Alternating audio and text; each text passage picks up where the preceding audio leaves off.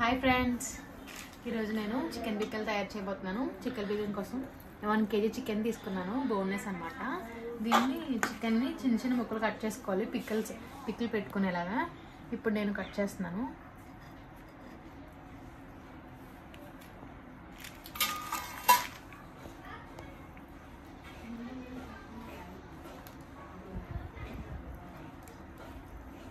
ఇలా చిన్న చిన్న ముక్కలు కట్ చేసుకుంటే మసాలా బాగా పడుతుంది అన్నమాట. అందుకనే మనం చిన్న చిన్న ముక్కలు కట్ చేసుకుంటాం.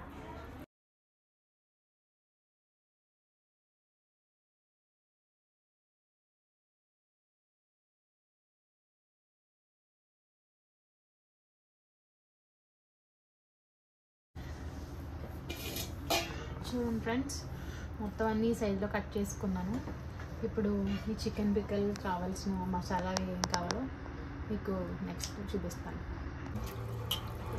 మనం ఈ చిన్న చిన్న ముక్కలు కట్ చేసుకున్న చికెన్ని 2 సార్లు బాగా వాష్ చేసుకోవాలన్నమాట.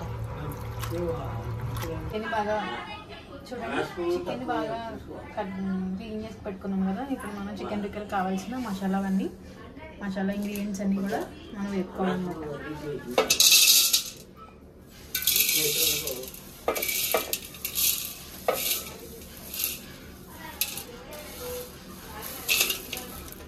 ఇవన్నీ కలిపి వేపుకోవాలా?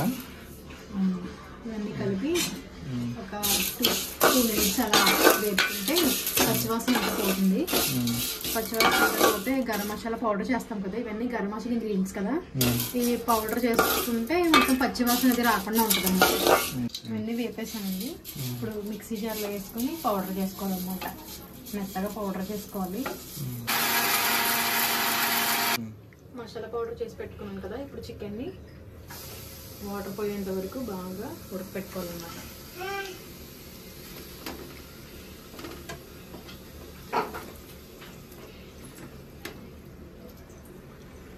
చూడండి గైస్, చికెన్ ఇలా వాటర్ అది లేకుండా ఇలా దగ్గరికి అయిపోయింది.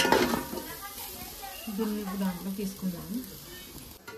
ఈ ప్లేట్లోకి పీసెస్ అన్ని తీసుకున్నాము.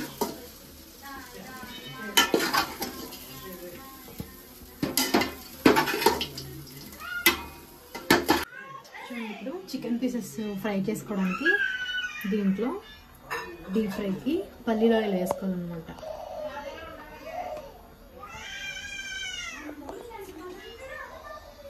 పల్లి ఆయిల్ వేసుకుంటే పిక్కలు చాలా టేస్టీగా వస్తుంది.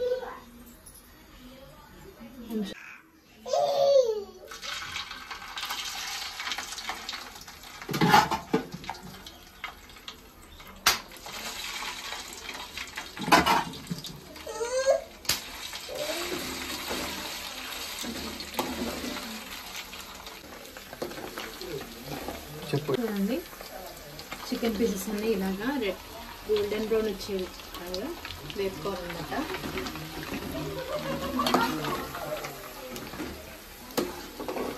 ఇలా గోల్డెన్ బ్రౌన్లో వచ్చే కదా ఫ్రై చేసుకున్న వాటిలో ప్లేట్లోకి తీసుకోవాలన్నమాట.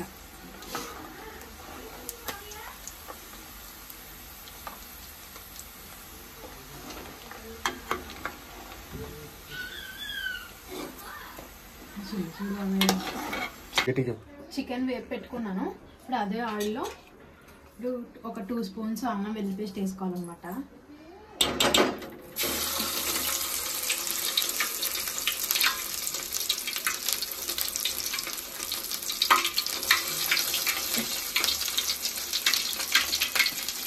అల్లం వెల్లుల్లి పేస్ట్ వేసుకొని అల్లం వెల్లుల్లి పేస్ట్ బాగా ఫ్రై అవ్వాలి. అల్లం వెల్లుల్లి పేస్ట్ బాగా పచ్చివాసన పోయే వరకు వేగించాం కదండి. ఇప్పుడు మనం డీప్ ఫ్రై చేసుకున్న చికెన్ పీసెస్ అన్ని వేసుకోవాలి.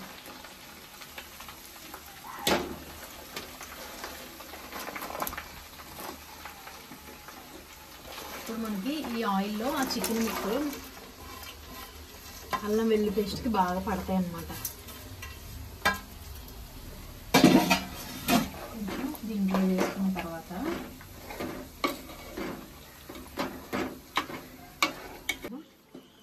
గరం మసాలా పౌడర్ వేసుకోవాలి.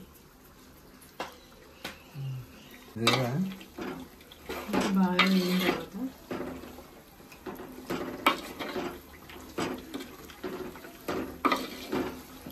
అనమాట. ఇప్పుడు దీంట్లో ఆశీర్వాద్ కారం ఉంటుంది కదండి, ఇప్పుడు దీంట్లో ఆశీర్వాద్ 100 గ్రామ్స్ కారం ప్యాకెట్ ఉంటుంది కదా, అది మొత్తం ఇందులో వేసుకోవాలి.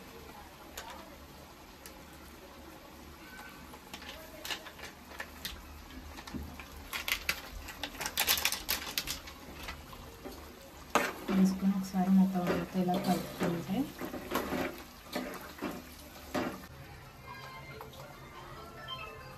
ఒక 1 టీ స్పూన్ వరకు సాల్ట్ యాడ్ చేసుకోవాలి. ఎందుకంటే గైస్ చికెన్ పిక్కల్లో ఫస్ట్ చల్లారిన తర్వాత చికెన్ పిక్కల్లో ఇప్పుడు మధ్యలో కట్ చేసుకొని రసాన్ని పిండుకొని దీంట్లో యాడ్ చేసుకోవాలి. యాడ్ చేసుకుని బాగా కలుపుకోవాలి. దీంట్లో ఇప్పుడు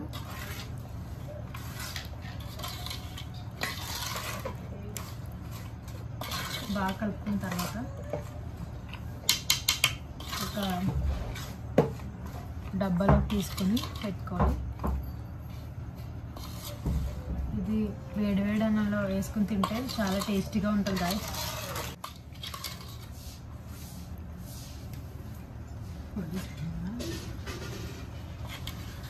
చూడండి గైస్, నిమ్మకాయ రసం పిండుకున్నాం కదా, చికెన్ పిక్కలు రెడీ అయిపోయింది.